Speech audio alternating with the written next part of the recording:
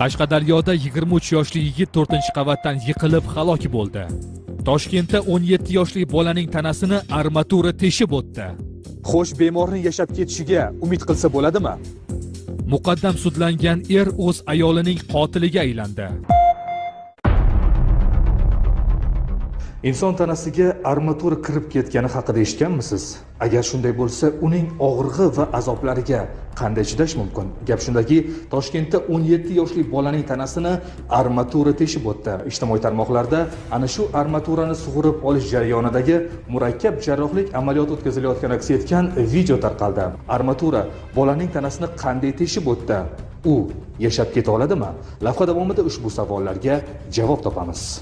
2021-yilning 20-dekabr kuni soat 11:00 larda 2005-yilda tug'ilgan fuqaro og'ir ahvolda va hushsiz holda shifoxonaga olib kelingan. Ma'lum bo'lishicha, bemor tanasiga qurilish jarayonida 2-qavatdan yiqilib tushish oqibatida diametri 15 mm-lik ikkita armatura bo'lagi kirib ketgan. Shundan so'ng u zudlik bilan tez yordam mashinasida shifoxonaga olib kelingan. Tez tibbiy yordam mashinasida hushsiz holatda og'ir ahvolda olib kelingan.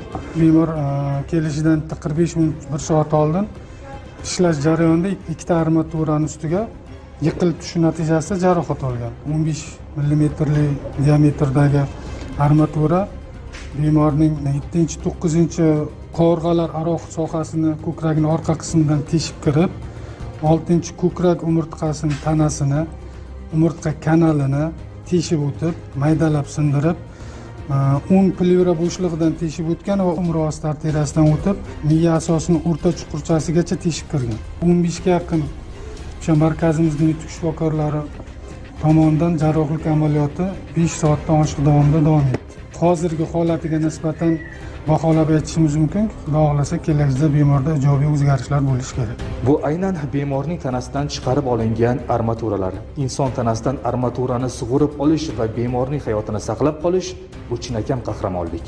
Respublika shoshilinch tibbiy yordam ilmiy markazi qabul bo'limida bir qancha mutaxassislar ko'rigidan so'ng bemorning bosh, miya, bo'yin, ko'krak va bel umurtqa sohalari, ko'krak qafasi, qorin bo'shlig'i a'zolari emskiti qilingan. Shuningdek, qorin bo'shlig'i va ko'krak qafasi ultratovush tekshiruvdan o'tkazilgan. Bemor hozirgi kunga qadar Respublika shoshilinch tibbiy yordam ilmiy markazida davolanmoqda. Biz uning ahvolidan xabar olish maqsadida shifoxonaga keldik. Telefon keldi ertalab, og'ir ahvolda, tez yetib kelmasangiz bo'lmaydi deb. Meni nima qilib ukol qilib uxlatib tashlashdilar shu kunni. Hozirda ahvol